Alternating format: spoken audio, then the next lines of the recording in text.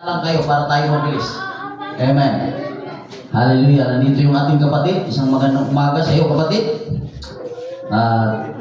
Alam ko naman ang kalooban ng Diyos sapagkat yung pagsasama-sama natin, ito po ang gusto ng Panginoon.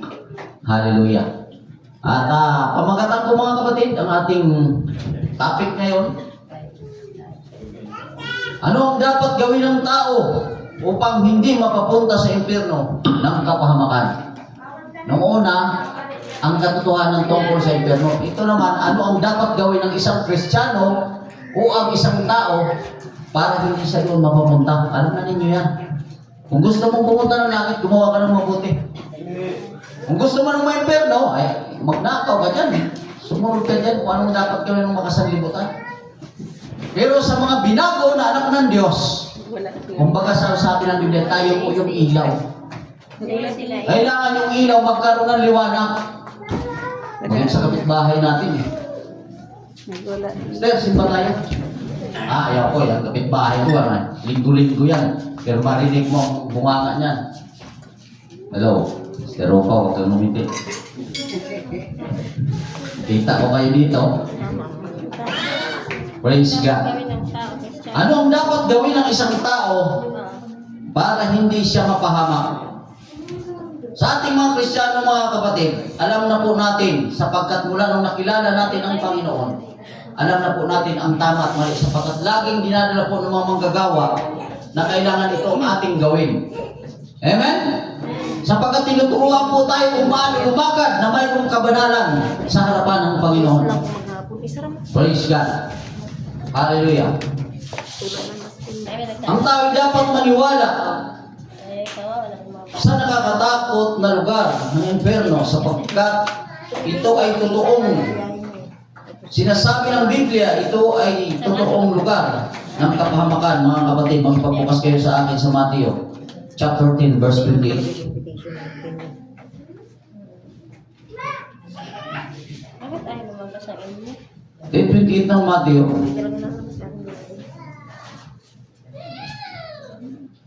Matthew 10 verse 28. At huwag kayong mga takot sa mga nagsisipatay ng katawan, datapwat hindi nangakapatay sa kaluluwa, kundi bagos ang kapatiran ninyo yung sa kaluluwa at sa katawan sa impyerno. Palakpakan natin ang Diyos. Amen. Mayroon pong mga tao, mga kapatid, na natatakot silang mamatay. Pero ang sabi ng mga kasulatan, ang dapat ating katakutan yung pumapatay ng ating kaluluwa at katawan. Sapagkat kapag namatay yung ating kaluluwa, mga kapatid, hindi po tayo at napalayo po tayo sa Diyos, bagamat bautismado po tayo, at hindi po tayo gumawa ng tama, doon po tayo matakot. Amen? Sapagkat alam naman natin na kapag ang tao ay nahulog sa kasalanan, natandaan niyo yung sinabi, Pastor Ben, ano ang pangunahin? What is your problem daw na? Humanity. Di ba unang sinagot? Pera? Grabe. Pera agad? Kailangan natin ng pera. Sino bang hindi lang nailangan? Pero napakahirap labanan, mga kapatid, ng isang Kristiyano ang kasalanan. Amen? Unang-una, isang kabataan, niyakap ka ngayon. Sir, punta tayo doon. Wala naman doon. Ano lang? Totoo nga yan eh. Hindi mo makita. Hindi ka makikita ni Pastor. Yan ang ingatan po natin. Kabataan man o may asawa man, yan ang dapat ingatan natin bilang Kristiyano. Sapagkat iba na po yung ating galaw. Nakikita po nila yan. Hallelujah. Ang dapat po nating katakutan, yung mamatay yung ating relasyon sa Diyos. Amen? Kapag napalayo ang iyong relasyon sa Diyos, napakahirap ibalik, mga kapatid. Bilang Kristiyano, kahit magkanda tuwad ka na dyan, kapag hindi mo ikumpis ang iyong kasalanan, mga kapatid, baka maparehas ka ng Chinese, puro na lang ako rin. Ama namin, ako rin. Sumasalangit ka, ako rin. Bigyan mo kami ng kakanin sa araw-araw. Ayaw ko kanin, lugaw akin. Naging lugaw na. Kasi hindi niya alam eh. Minsan may mga tao, mga kapatid na siya na yung nagkasala, siya pa yung mataas.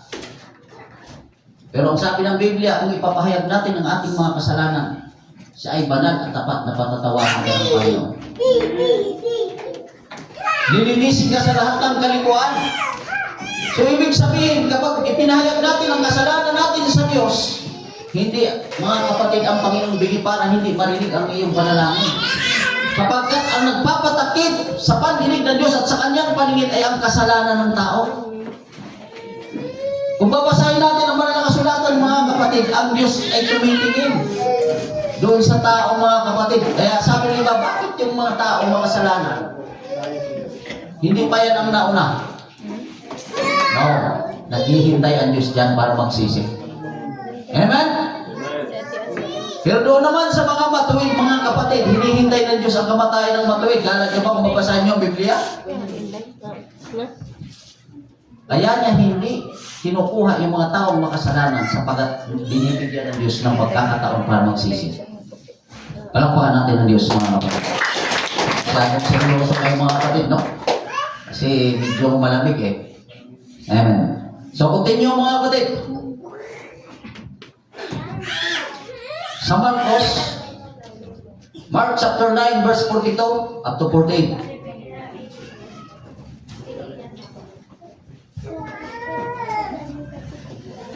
Mark 9, verse 42 to 48. At ang sinumang magbigay ng ikatipisod sa maliliit na ito na sumasampalataya sa akin, ay mabuti pa sa kanya kung bitina ng kanyang leeg ng isang malaking ginilang bato at siya ibulit sa dagat. At kung ang kamay mo ay makapagpapatisod sa iyo, ay putulin mo. Mabuti pa sa iyo ang pumasok sa buhay ng ikaw. Pumasok na buhay ng ikaw, sa buhay ng ikaw, kaysa may dalawang kamay kang mapasa impyerno sa apoy na hindi mapapatay. Na doon hindi namamatay ang kanilang uod at hindi namamatay ang apoy. At kung ang paamoy makapagpapatisod sa iyo, ay putulin mo. Mabuti pa sa iyo ang pumasok ang kilay sa buhay kaysa may dalawang paang mabulit sa impyerno. Na doon hindi namamatay ang kanilang uod at hindi namamatay ang apoy. At kung ang matangay makapagpapatisod sa iyo, ay dukitin mo.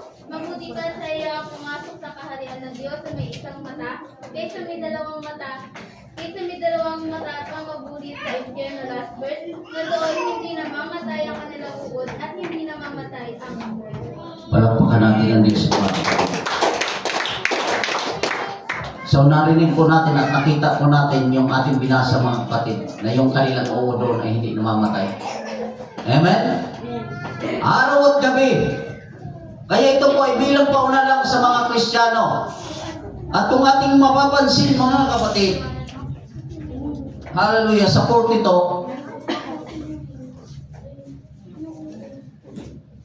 balik po sa 42, Brother Brian.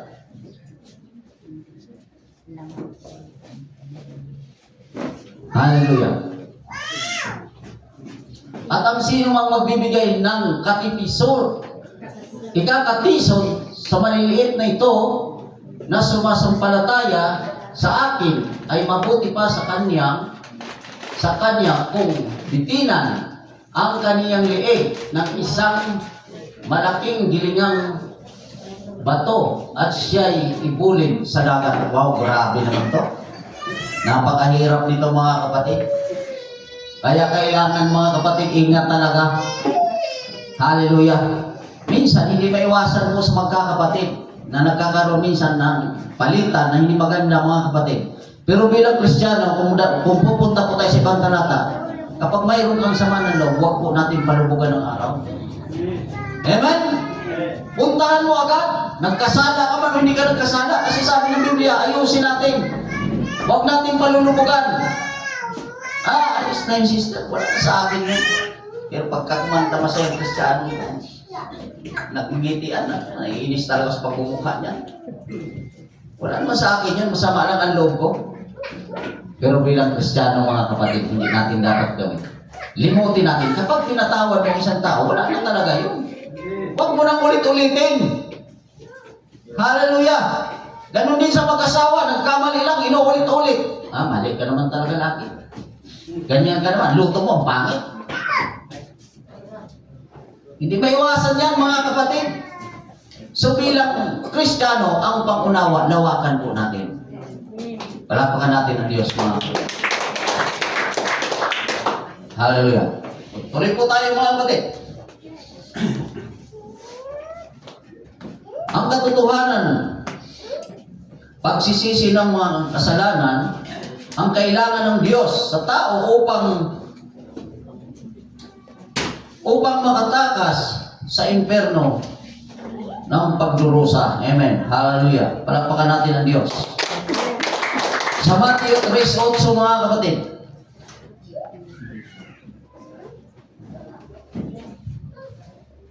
Chapter 3, verse 8. Matthew 3 verse 8, lalo nga yung mga bunga ng karapat-dapat sa pagsisisi. Palakpak sa Diyos. Dapat yung pagsisisi, yung totoong pagsisisi, mayroong bunga. Hindi yung nagsisi ka, ayun na naman, inulit mo na naman. Kapag nagsisi ka sa Diyos, makitaan ka na, sabi, ikaw na talaga yung ilaw ng sanglibutan. Hinahintulad din tayo sa asin. Tayo ang mga asin, mga kapatid. Kapag nawala ang alat ito, anong silbi ng asin? Di ba walang silbi? Ganyan din ang isang Kristiyano. Kapag pinagsisihan po natin ang ating mga nagawa sa Diyos, huwag na po ating ulitin yun. Kasi katulad po tayo ng isang aso, mga kapatid, kapag sinuka niya, kinakain niya ulit. So hindi po dapat, mga kapatid, ganun ang isang Kristiyano. Kasi minsan likas sa tao, mabuti pa ako dyan sa kanya. Mahirap pag dandaan. Mas nakakaangat ako sa kanya. Tanggalin mo yan dyan. Anak, so sabay na bawakan anak eh. Wala doon. Yan na yan. Palakpakan natin ang Diyos, mga kapatid. Hallelujah. So, continue, mga kapatid. Gawa, chapter 3, verse 19.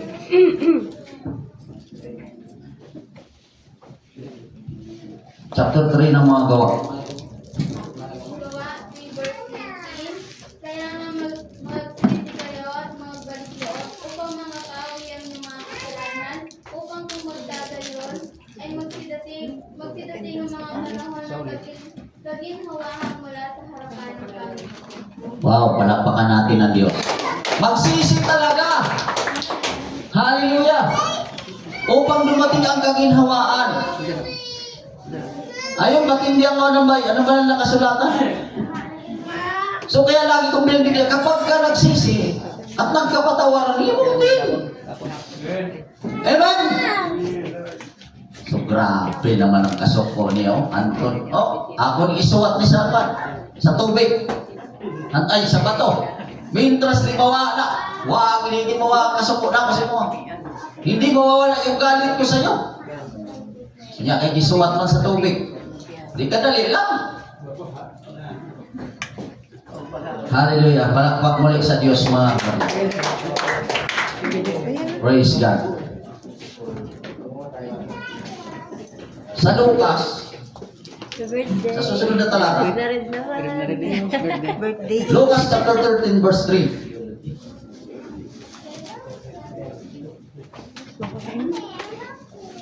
Tres ng Lucas. Lucas 13 verse 3, sinasabi ko sa inyo, hindi lalabot maliban kayong mga sisi ay mga mamatay kayo sa gayon ng paraan. Palakpakan natin ang Panginoon.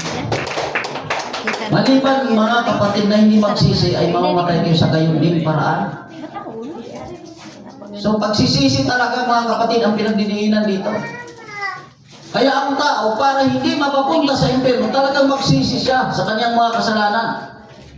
Kasi nung tayo yung mga kapatid wala sa Panginoon, kung ano-ano yung ating mga ginagawa. At hindi karapat dapat, mga kapatid. Kung sa tao lang, hindi ka tanggapin, hindi ka katanggap-tanggap. Pero ang Diyos, ayaw niya ikaw mapahamak. Kaya lagi niya nang pinapauna mga kapatid, hallelujah, na magsisi. Yung katuparan ng hula ng Biblia, naganap na. Yung gira, hindi pa man nagaganap. Nakasulat na sa Biblia mga kapatid, may pauna na. Naniwala kayo mga kapatid? Hindi pa nagaganap ang mga digmaan na yan. Nandito na sa banal na kasulatan. Nababasa na natin. Kaya ang ibang manggagawa mga kapatid, napanood ko, natutuwa sila sapagkat nagkaroon na ng kaganapan. Kaya ang banal na kasulatan, hindi po natin pwedeng pasinungalingan ito. Ito po yung libro ng mga libro. Amen. Kaya pinapauna lang ng Biblia na doon sa mga Kristiyano, sa mga anak ng Diyos, huwag na natin bigyan mga kapatid ng oras yung mga barkada dyan. Kung ano-ano pa, napakahaba ng ating mga ginagawa. Sa panahon ngayon, kala ninyo, easy-easy lang ang ating panahon. Ito po ang huling mga araw. Napakasarap. Doon na tayo sa barkada eh. Kasi maganda doon, maghapon, mahaba yung ating pintuhan. Si David, kung ating pag-aaralan, itong busy siya sa maghapon, nagpupuri sa Panginoon. Kahit sa trabaho ka mga kapatid. Nananalangin ka. Maraming mga klaseng panalangin mga kapatid. Kahit sa isip, pwede kang manalangin. Hallelujah. Palakpakan natin ang Panginoon mga kapatid. So, pinagdiliinan dito mga kapatid, yung pagsisisi ng tao at para hindi siya makapunta sa kapahamakan. Hallelujah. Tuloy po tayo mga kapatid. Sa mga gawa, chapter 7 verse 30.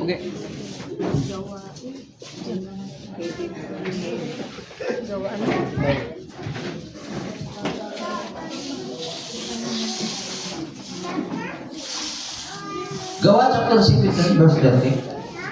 17:13. Ay, 7:30.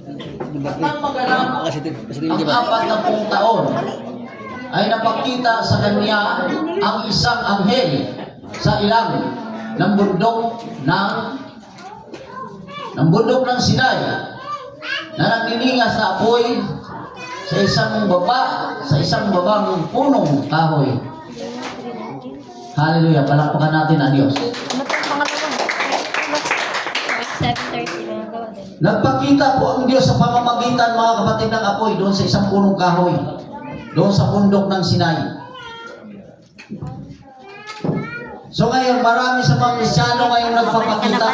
Maraming mga nanguhula mga kapatid. Hindi lang ka dumating. Hindi lang ka dumating. Hello. Mayroon ka nanguhula ngayon. Nalabas-pasok sila doon. Nakakapasok sila doon sa langit. Nagsambit ngayon kasi inuuwa. Amen. Hindi din yung aking pare masyadong seryoso. Parang galit yata ito sa akin. Kasi na naman.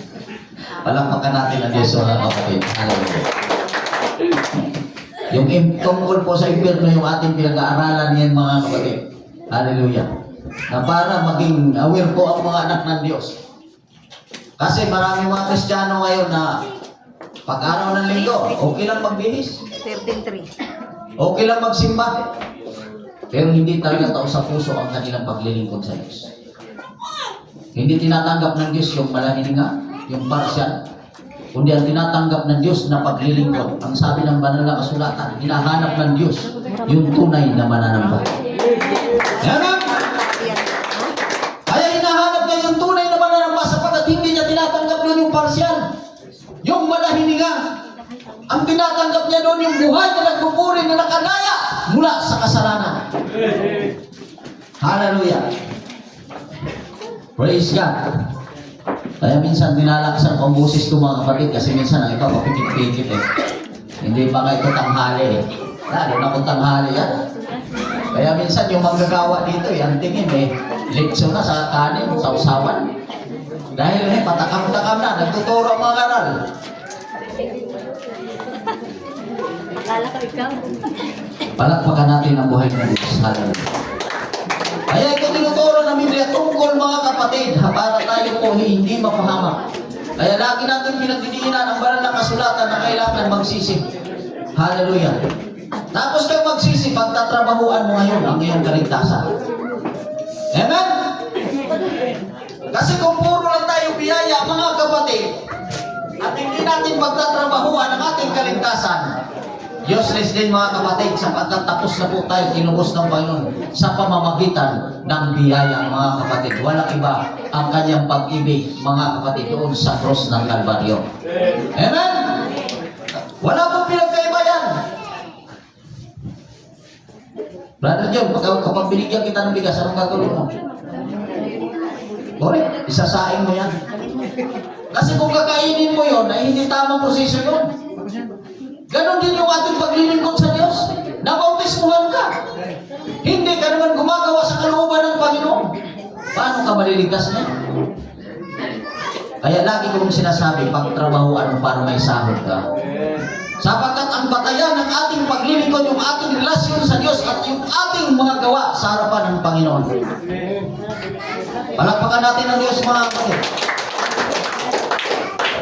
Hallelujah. Praise God. Ang totoong pagsisisi ng mga kasalanan ang kailangan ng Diyos sa tao upang makatakas sa impyerno ng pagdurusa. Hallelujah. Yung totoong pagsisisi talaga mga kapatid. Praise God.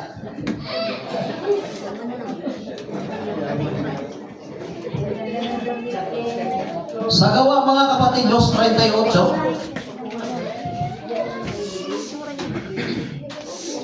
Mga Gawa, 2:38. At sinabi sa kanila ni Pedro, magbili kayo at magbautis, mawawala sa inyo ng pangalan ni Jesus Cristo sa ikapagpapatawad ng inyong mga kasalanan at tatanggapin ninyo ang kalooban sa Diyos. Palakpakan natin ang Diyos. Doon magkaroon ng katuparan yung pagsisisi. Hallelujah. Kailangan mo ng kaligtasan? Pangalan ni Jesus ang kailangan mo. Gusto mo pumunta ng langit? Pangalan ng Panginoong Jesus ang kapatawaran. Ang pangalan ng Panginoong Jesus. Doon lang nagkaroon ng kapatawaran nung tinanggap mo ang Panginoon. Kaya yung ating topic mga kapatid, para hindi ka mapapunta sa impyerno, kailangan mo ang pagsisisi ngayon. Hallelujah. Hindi lang po ito doon mga kapatid, kasi porkit nabautismohan ka na, hindi mo nagagawin to. Mayroong sino dito hindi nakakagawa ng kasalanan, taas yung kamay. Iba yung sinasadyang pagkakasala at iba yung nagkasala ka lang, nagkamali ka lang mga kapatid. Hallelujah. Pero kapag sinadya mo, ang sabi ng Biblia, ang sino mang nakakaalam ng katotohanan at hindi ginagawa, ito po yung kasalanan. Alam mo ng kasalanan yun, huwag kang pumunta doon. Alam mo madadala ka, huwag kang sumama. At alam mo mahuhulog ka sa taong yan, huwag mo siyang samahan. Huwag kang lumikit sa kanya. Amen? Katulad ng kwento ni Pastor Suarez. Sir, gustong-gusto ko yung kaopisina ko. Sabi niya doon sa pastor, "Sinong pastor? Gusto mo yan?" Grabe ka. Eh kaso may asawa ko, sabi ng pastor, "Patayin mo asawa mo." Ayaw ko, pastor. Para hindi ka mahulog, sabi ng pastor, manalangin ka. Sabihin ko, bago ka mahulog sa babae yan, patayin ka muna. O, titigil siya. Amen? Alam mo, mahuhulog ka, huwag mo siyang sasamahan.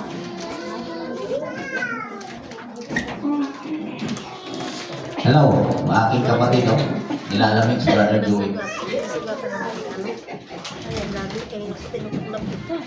Kasi mayroong mga pangyayari sa mga Kristiyano, mga kapatid. At tandang-tanda ko yan hanggang ngayon.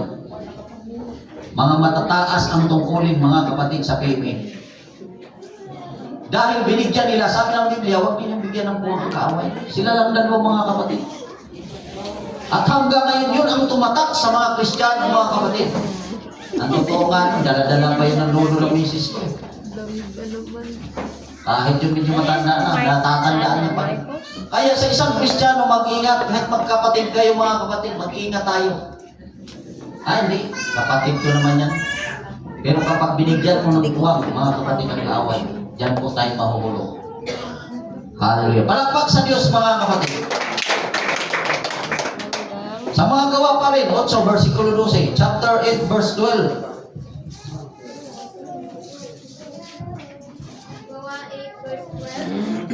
Sapagkat ang magpapaniwala sila kay Kristo na nangangaral ng mabuting balita tungkol sa pangalan ng Diyos at sa pangalan ng Kristo ay nangangabautismuhan ng mga lalaki at mga babae. Amen. Lahat ng naniwala, mga kapatid. Praise God. Kapag naniwala ka, lalo na't hindi mo pa nakilala ang Panginoon, huwag mong patagalan, mga kapatid. At narinig mo ang katotohanan. So gawin mo agad, mga kapatid, kung anong dapat gawin para tayo maligtas. Hallelujah. Kaya tayo nandirito, mga kapatid, dahil sa ating kaligtasan, pinagtatrabahuan po natin. Katulad mo yan, isang company, mga kapatid. Brother Pilmar, no work, no pay. Amen? Kahit baka hindi ka papasukin, lalo na mga kapatid yung tinatawag na yung double pay, kapag pinasukan mo. Sa Diyos, higit pa na double pay ang gagawin ng Panginoon sa iyo. Kapag gumawa po tayo ng tama. Mayroon pong asyuran, mga kapatid, yung ating paglilingkod sa Panginoon. Amen. Palakpak muli sa Diyos. Hallelujah. Continue, mga kapatid. Tuloy po tayo. Dito, mga kapatid, sa ulado ninyo ito, sa Marcos 16:16. Napakadali, mga kapatid. Pang-grade 1 ito, mga kapatid. Hindi na sumasampalataya at mabautismuhan ay maliligtas at kapag hindi sumasampalataya ay parulog. Palakpakan natin ang Diyos. So, sumampalataya po tayo sa Diyos. Gumawa po tayo, mga kapatid, sa Panginoon sapagkat walang kaparusahan sa taong tunay na naglilingkod sa Panginoon. Paano kaparusahan? Wala ka namang kasalanan. Pero pag gumawa ka ng kasalanan, tutugisin ka ng batas. Lalo na dito sa lupa. Ito talaga nagnakaw ng ano ko eh. Patawag ka ngayon sa barangay. Pero sa Diyos, kapag gumawa ka ng tama sa Panginoon, nalulugod at natutuwa ang Diyos sa iyong mga kapatid. Amen? Sapagkat ang taong matuwid, mga kapatid, kinalulugdan niya ng Panginoon. Hallelujah. Praise God. Isingit po natin, basahin po natin sa Hebrews 38 verse 10. Tingnan natin kung tama ako. Tingnan mo nga. Brother Brian. Chapter 38 verse 10. 13. Ibaliktad mo kung tama ako. 10:38. Sorry, mga kapatid. 25 lang din. Pero ano, ang sana yan. Kaya, nagmagamot ka. 10:38. Naising ano, nag-aaral ka. Pakibasa. Hebrews 10 verse 38, ngunit ang aking lingkod na matuwid ay mabubuhay sa pananampalataya at kung siya ay puro ay hindi kalulugdan ng aking patuloy. Wow, palakpakan natin ang Panginoon. Kapag umurong ang isang taong matuwid o isang Kristiyano, hindi kalulugdan ng Panginoon ng kanyang kaluluwa. Hindi natutuwa ang Diyos. Kapag umurong ka, nandun ka na, umurong ka pa. Sabi ni Pastor Masayong, lagi ka nang balik sa pintuan. Nandun ka na naman. Pabalik-balik ka lang. Andito na sana sa kalagitnaan. Umatras na naman isa. Pagay tarungon ko rin akong kuanmin. Sister Roma, naglalagay ka ba? Natatawa ka eh. Palakpakan natin ang Diyos, mga kapatid. So, hindi papayag ang Diyos doon sa kanyang lingkod o sa kanyang anak na tumalikod, mga kapatid. Pagkatapos, mga kapatid, tumanggap sa kanya tinalikuran ng Panginoon. Nalulungkot ang kaluluwa ng Panginoon. Hallelujah. Palakpakan natin ang Diyos, mga kapatid. Hallelujah. Continue, mga kapatid.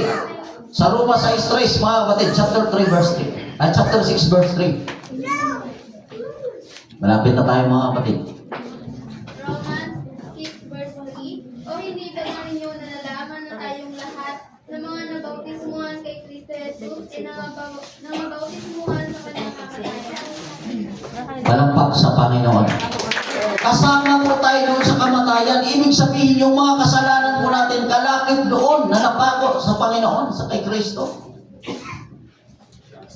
So ibig sabihin, nilinis na po tayo ng Panginoon. Wala na yung dating pagkatao mo. Kung ikaw man ay mahilig mamintang, mahilig ka mga kapatid, sa iyong kapatid, lahat po yun ay kasamang ipinako ni Kristo. Nakapako na po itong ating mga bunga, ating bibig, ating kamay, ating mga paa. Kasama po itong ipinako nung ang Diyos ay pinako sa cross. Palakpakan natin ang Panginoon. Hallelujah. Continue mga kapatid, Colosas 3:17.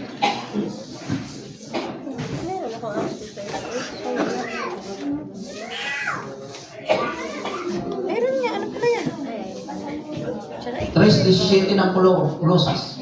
Colossians 3 verse 17. At anumang inyong ginagawa, salita o nagawa, gawin ninyong lahat sa pangalan ng Panginoon na nagpapasalamat kayo sa Diyos sa pamamagitan ni Kristo. Amen. Lahat po ng ating ginagawa sa isip man o sa salita, gawin po natin sa pangalan ng Panginoon. Amen. Hindi yung katulad, mga kapatid ng magkapatid na si Esau. Galing sa pangangaso yung panganay. Mga kapatid, sabi niya, kapatid, pahingi naman ako ng lugaw. Ibibigay ko sa iyo ang lugaw. Kung ibigay mo, pagpapalit mo yung pagkapanganay sa akin. Ay, ito naman kapatid ko. Sige, napahingi naman. Oo, yung lang pala eh. Pero mga kapatid, seryoso yung kanyang kapatid na bunso. Ibinigay yung pagkain mga kapatid. So, kalibasa may usapan sila mga kapatid. Pumunta yung bunso doon sa ama, binasbasan ng ama. Ayun pala, una't huling basbas, wala na yun. Kaya ganyan din isang Kristiyano kapag nagsalita ka mga kapatid, gawin mong makatotohanan. Amen? Marami po sa mga Kristiyano mga kapatid, akala nila hindi po sapagkat ang sabi ng Biblia, ang pinag-usapan dito sa lupa, pinagtibay sa langit. Nakikita po ng Diyos yan kung ano yung sinasabi natin. Hallelujah. Praise God. Sa Matthew 3:15 mga kapatid.